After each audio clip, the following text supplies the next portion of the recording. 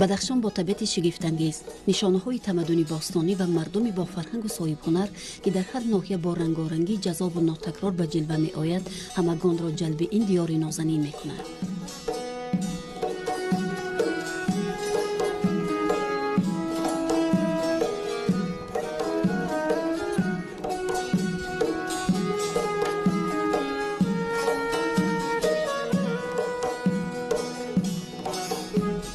سفر در آغوش کوهستان بدخشان یک اسرار دارد. آن را نفری که به اینجا تشریف می‌آورد به خوبی احساس می‌کند. اگرچند 15-16 ساعت سوار ماشین به یک گوشه دوردست کشور سفر کردن اندکی دشواری داشته باشد هم، اما حلاوت این همه زیبایی‌های طبیعتی طلاخیز، کوه‌های سر به فلک، آب‌های مصفا و چشمه‌های گرم و سرد خستگی و دشواری را روان روان رفع می‌سازند. آن آب‌های شفاف و شیرین و دوابخشی که از دل و سینه کوه‌ها می‌تراوند گویا اراده از مکان خود رفتن را ندارند. عکس آفتاب در موج‌های خروشان و با سرعت این آب‌های شفابخش به چشم زده در دل مهر دیگری را جا می‌کند و تمام حشمت و بزرگی آن را نشان می‌دهد. یک گپ روسا میگه بالش سنگ و بالش خلید. ای ما ممین خیلی در جای ما برف بسیارتر شود اگر با نان بسیارتر می شود، چون که همین برف می بارد آب می شود و یخ می کند و بعد من زمین او با آب اگر برف نبارد آب کم می شود. ای ما ممین خیل بنابراین برف برای ما ضرور است. واقعا راهی بدخشان افسونکار بودن طبیعت را به تشریف کنندگان ثابت می سازد. درختان سبز و قد افراخته، پلیس های طلا رنگ و دهها جزئیات دهاتی چون در اینجا نوار فیلمی به چشم می رسد.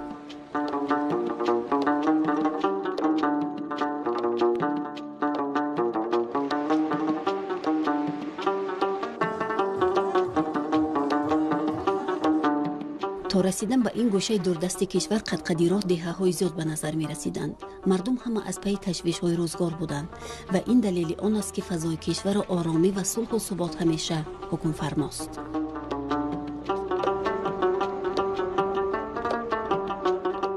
خیریت که در ریسپوبلیکای ما صلح و آسایش جایگیر کرده شده است. مردم ها آسایشان زندگی میکنند. همین از همه نستر همین آرامی و تنزیه برای مردم هم پیش از همین لازم است.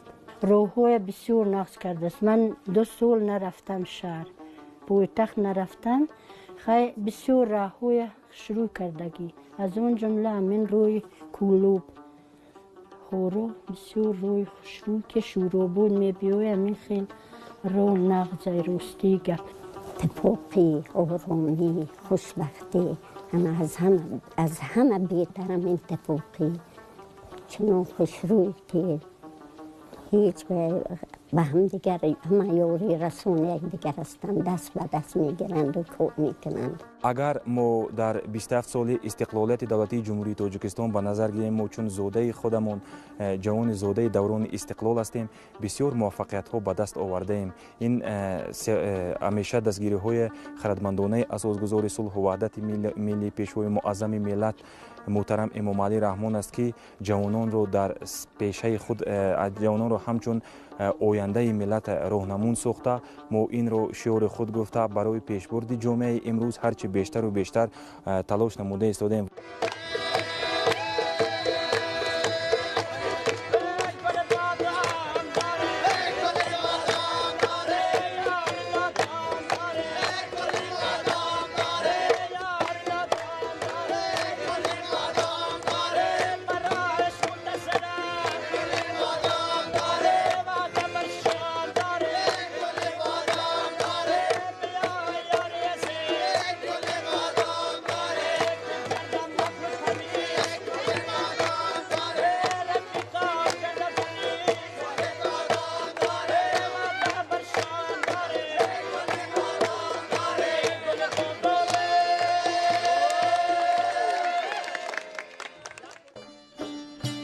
سفر تقریبا یک روزه ما در ناحیه روشان از دهه شیتس که کلید دروازه منطقه منیداد می‌گردد آغاز گردید.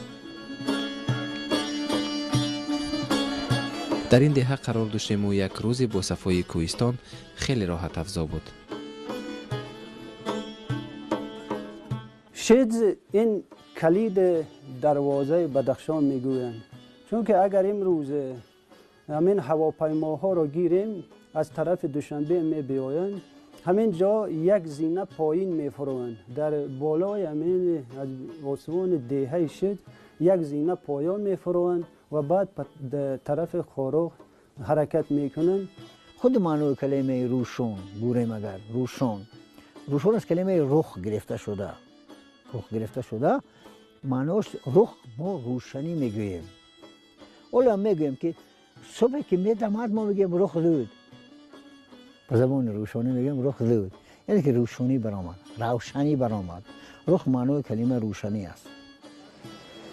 با باشندگان دهه شیتس ناحیه روشان با رسم و تعامل مردم، خوراک‌های ملی و فرهنگ و صنعت خانه‌سازی و آرایشات از نزدیک شناس گردیدیم. دقت نخستین ما را محض طرح و دیزاین خانه‌های بدخشانی که از قدیم الایام مردم این مناطق در چنین خانه‌ها زندگی می‌کنند بیشتر جلب کرد و اطراف این با ساکن دهه سبزعلی محمد صالح هم صحبت شدیم.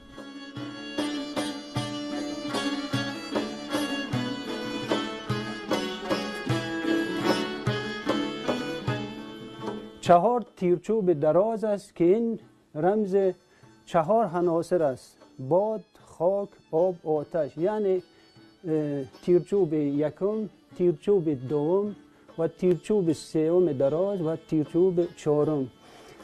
و از طرف اردبان یعنی آتشدان درج شدن 7 تیرچوب دراز. این منصوب است به 7 سیاره، یعنی آفتاب، ماه، زحل، عطارد، مریخ در شده است.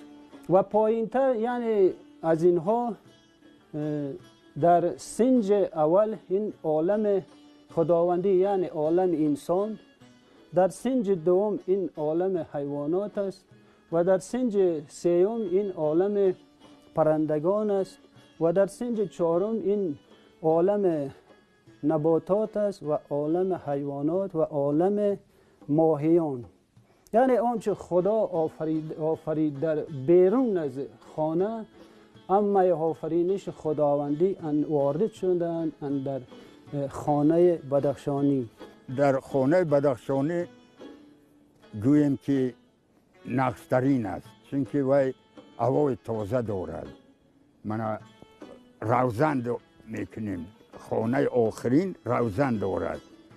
با واسطه من روزن، همین هوای گنده که در خانه است، با واسطه من روزن برآمده میرود، هوای وی تازه است. برای من ما همین خانه ها به فخر میکنیم که همین خانه داریم.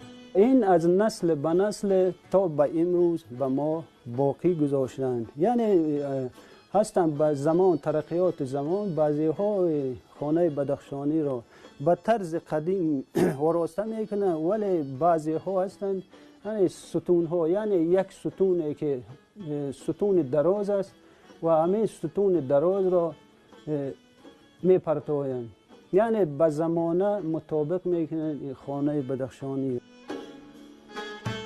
باید گفت که خانه ها گرچند به طور عادی ساخته شده باشند هم اما فلسفه بوی و غنی را دارایند. پژوهشگران سنه پیدایش خانه های بدخشانی را به عهد شاه جمشید ربط می‌دهند.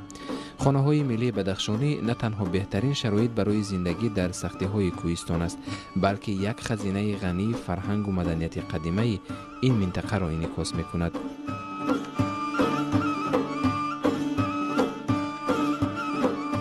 سالهای پیش چون که ارعر کم داشتیم، مردم ما از چوب چهارمغز، از چوب توت و از چوب زردالو استفاده می بردن. فقط یک ستون این رمز به فاطمه زهرا است که از درخت میوه‌دار آن را تیار می کردن، چون که از نسل انسان از زن پیدا می شود. هر یک خواجگی میمانخانه خود را دارد، لیکن فرض کردیم که عائله هایی که در همون خانه زندگی میکنند، من همونجا خیلی پیچکم داریم، خب کمر میخریم گرم، نرمال همین 15-20 گراد گرمی هر سال است در خونه. بسیار نغز، هوای نغز دارد. این خانه ها از چوب، لای و سنگ ساخته شدند، چون بام خانه ها به 5 ستون تکیه می کنند و این ستون ها در بالای سینج ها می ایستند. بالای ستون ها باز 2 چوبی حجماً کلان با نقش و نگاری میلی جای داده شدند که یکی از آنها رمزی حیات جسمانی و دیگری نشانه از روح می باشد. هستند در یک چند خانه دیگر در همین قشلاق ما که از 100 سال ممکن یا از 200-300 سال زیاد عمر دیدن. تا هنوز هم همون خانه ها فرسوده شدگین. در سالهای پیش همینجا آتشدان میگوییم، آتشدان داشتیم برای اینکه در همینجا هیزم کم بود، انگشت به طرف های ما کم می آمد، وارد نمی شد. آتش همینجا آدمی انداختیم، نان می پختیم، خراجات تیار می کردیم. همین چوب ها را از قدیم الایام دود می زدن. دود می زدن برای اینکه را دود می زدن چون امروز کراسکه است، رنگ است. اما از قدیم الایام همین دود قطعی همین چوب ها را دود می زدن که همین ها را کرم نخورن، سوراخ نکنن. مردم این مناطق ضمن آرایش خانه و لباس بیشتر از رنگ‌های سرخ، سفید و سبز استفاده می‌برند که این همه رمز روشنی و تازگی و پاکتینتی محسوب می‌گردد. رنگ سیاه را در آرایشات و استفاده سر و لباس منسوب نمی‌دانند. انسان ها فقط 2 رنگ داشتن، یکی سفید و دیگری مثل بور. اما برای پاکی و پاک وجدانی و آزاداندیشی بیشتر مردم ما رنگ سفید را استفاده میبرند و رنگ سرخ چون که مردم ما در یک جایگی زندگی میکردن، چون که در بینشان یک مهر، محبت، وفاداری، یک دلی و یک زبانی می بود، رنگ سرخ را استفاده می بردند. و بعضی وقتها رنگ سبز، یعنی رنگ سبز از آن جمله این طبیعت سبزی که پروردگار به انسان انعام کرده است، چون که همه رزق روزی ما از رنگ سبزی طبیعت خداوندی است که ما امروز در خانه های بدخشانی رنگ سبز را استفاده می‌بریم. تبری عیان شد در خود همین دهه کوچک با نام شید 3 یادگاری تاریخی وجود دارد. یکی قلعه محمد صالح، دیگری کهنه قلعه و سومی قلعه دیولاق محسوب می‌گردد که تا هنوز نگاه داشته می‌شوند و مردم از آنها با افتخار حفظ می‌کنند.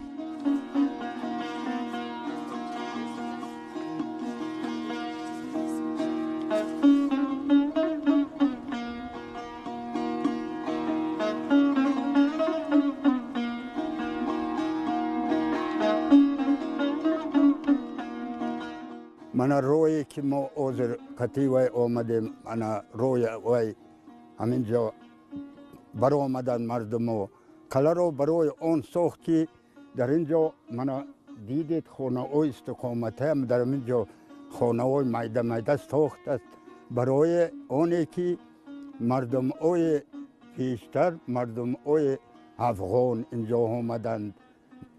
من آنها را چی کرد؟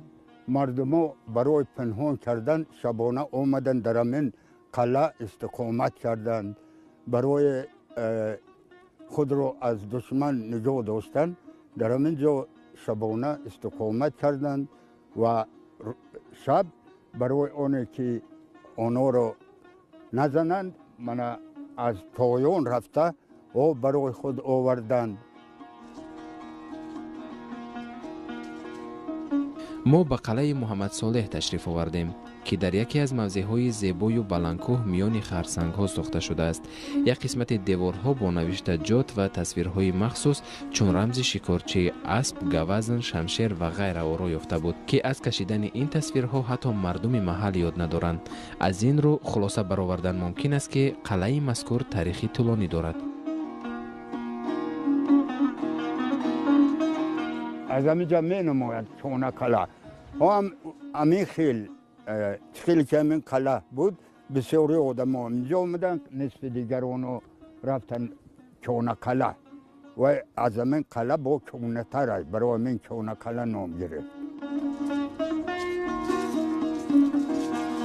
گرداگرد قلعه و باغ زیبای عبارت از میوه‌های لذیذ به مانند توت، زردالو، ناک، امرود، سیب، چهارمغز و غیره احاطه کرده است که مردم از آن استفاده میبرند. هر یک این درختان میوه دهنده از سینه کو و خرسنگ ها برآمدند که یک اسرار خاص دارند و به نزاکت این مکان تاریخی باز حسن دیگری را ضم نمودند.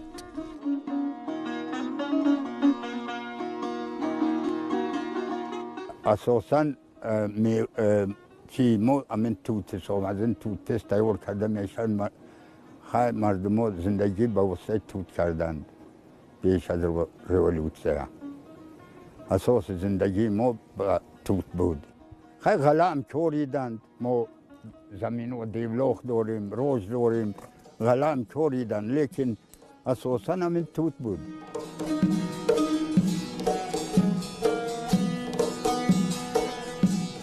سراسر این تل و تپه ها پر از گل و گیاه های درمان بخش است. چون موسم جمع‌آوری و بستوبند این نعمت عطا نموده است، مردم کیها برای داروواری آن را غنداشته خشکانیدند و فصل سرما قسمت آن را در خوراک همچون خوشبویی و طبابتی استفاده میبرند. از اون جمله در همین قشلوق ما پودینه است، خیرخیل، درختون، رمشک است. خوب خیلی گزنین در تمام در همین قشلوق هم یوف میشد و در همین کیهو ارخیل علفوی شفو بخش هستند و یو میگیرن در سوی خوش میکنن بعد استفاده میکنن. من رمشک برای درد دندون، بوز برای هر خیل کسل او استفاده برده میشود. خیلی پودینه و خیلی که ابوالی مثل نو من چه کوردمون در درون همون رمش پودینه دسته همون کرد شد و شد آب شد و بعد فهمید که کسلی پسرش من همین پودینه بود است. خیلی از همون وقت من مو هم همین خیلی چیزو هم میخونیم، کتابو هم میخونیم، بعد چی میکنیم؟ استفاده میکنیم همین علفوی و گیاهوی شکو بخش.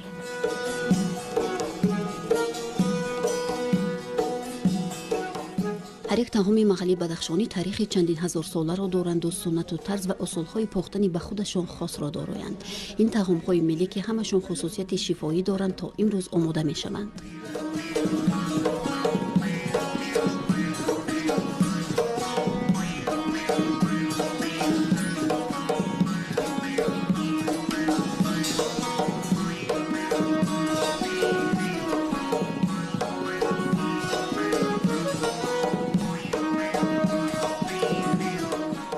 طعم‌های ما از میوه ها تیار می شود. یعنی تابستان ما جوانان این میوه ها رو همه جمع می کنیم.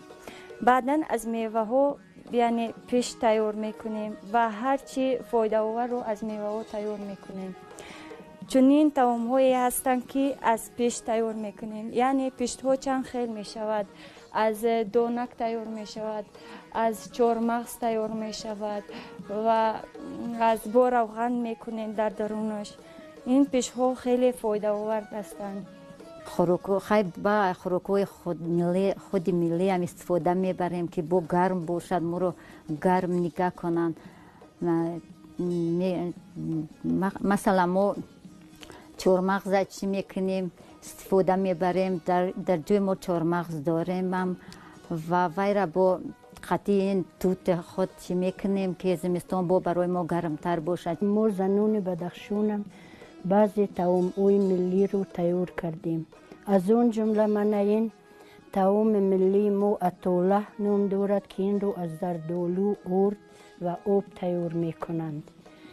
خیلی این طعم برای هم فایده دارد، هم برای بسیار کسلی ها، از اون جمله کسلی قند، کسلی زکام، اگر بودم کسلی زکام به دچار شود گرم این رو میخورند، بعد عرق میکنند، کسلی تیز و میشود برطرف میشود. منطقه روشان بدخشان مکان زردالوزار است. مردم این میوه را بیشتر ذخیره میکنند و در تمام موسم از زردالوی خشکیده خوراک ملی با نام ناشخوهپه یعنی اتوله با زردالو آماده میکنند. گویا آن دوای بهترین برای بیماری زکام است.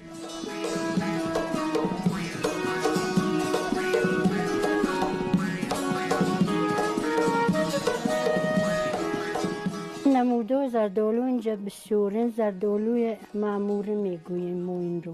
زردالوی اعظم شیرین. همین خیلی زردالوی شیرین. خیلی با زردالوی ترش است، تلخ است. دونه که ویم میگیرن روغنش چی میکنن ویم دورو هست. اگر درون درد کند یگون کسلی شود ویم می نوشند و همون کسلی چی می شود برطرف می شود.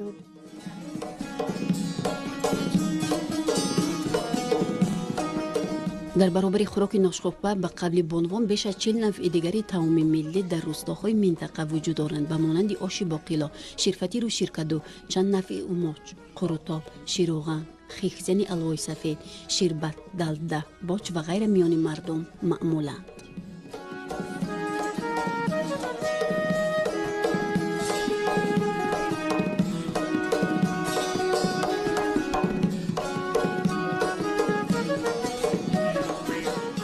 سیری پری مو از جنوب ولی محترم پرزیدنت خود بسیار منتدار هستیم چون که وی برای مو نفقه خورونم بسیار غمخوری می کند. نفقه مو بلند شده است. بعد موی به نظر می گیرد و مو خیلی منتداریم. شوی که جوشید مزهش می برود کمی می جوشد. وقت مزهش بر اومد بعد چهارمغز می پرتوی. چهارمغز قطعی کم دیگر جوشید و مزه چهارمغز می برود و بعد وی شیر می اندازید. یکی از طعام‌های صبحگاهی مردم بدخشان شیرچای با چهارمغز است. با خاله اناردانه صبح بروقت هنگام شیرچای پزی هم صحبت شدیم. به گفت او استعمال شیرچای به طبع و ذوق هر کس وابسته است. طرز آماده کردن آن در هر منطقه بدخشان اصول خود را دارد و با استعمال آن بیشتر کلانسالان میل دارند. این دانه که چهارمغز برای با مزه شدن روغنش می برود شیر قطعی او چوی سیاه قطعی جوشد مزهش می برود بولوش هم روغن می شود چه خیلی که روغن در چوی می دوزه می خیلی دیگر همه دانه که زردالو روغنش می برود دیگر می جوشد. شیرچو هر خیلی است. شیرچو است که کم شیر می اندازه و رنگش فقط می برود و مزه ندارد. شیرچو است که شیر قطع فقط. شیرچو است که قیمو قطع گر و چه میکنی باید بازم نخستر است.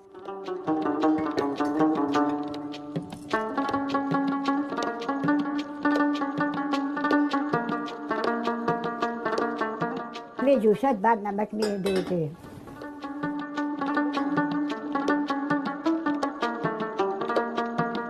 نمک ده در نمک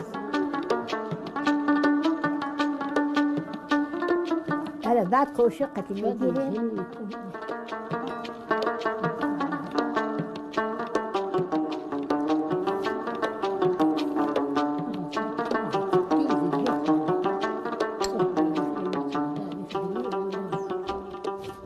همش جوشی تیار برای خوردن تیار. چون در بیشتر خانه‌های بدخشانی بودن اسباب‌های موسیقی به خصوص رباب انانه خاص هر خانواده است. هنر نوازندگی را از رباب بدخشانی آغاز نموده به تدریج به نواختن دیگر اسباب‌های موسیقی می‌پردازند که امروز با ملکه و مهارت خاص در سرودخوانی هر یکی آنها ماهرانه استفاده می‌برند. از دوری‌های دور هم ردیف نسیم سبک کوهساران آوازی به گوش می‌رسید. گوش کن جان گوش کن مرد جهان را گوش کن گر تو هستی آدمی پیر مغان را گوش کن گر تو هستی آدمی پیر مغان را گوش کن